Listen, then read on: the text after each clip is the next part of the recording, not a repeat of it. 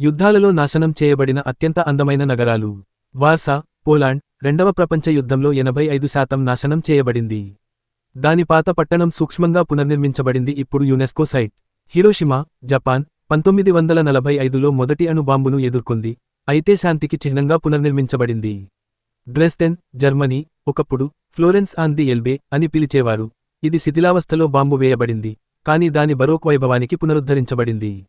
Stalingrad, Russia, ఇప్పుడు Volgograd, చరిత్రలో అత్యంత ఘోరమైన యుద్ధాలలో ఒకటిగా ఉంది.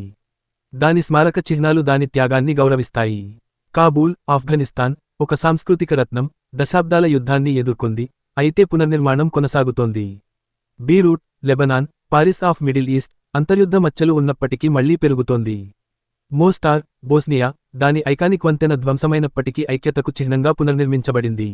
అలెప్పో, సిరియా, పురాతన నగరాల్లో ఒకటి, దాని పురాతన వారసత్వాన్ని పునరుద్ధరించడానికి పోరాడుతోంది. ఈ వీడియో మీకు నచ్చినట్లయితే లైక్ చేయండి, షేర్ చేయండి, అలానే సబ్స్క్రైబ్ కూడా చేయండి.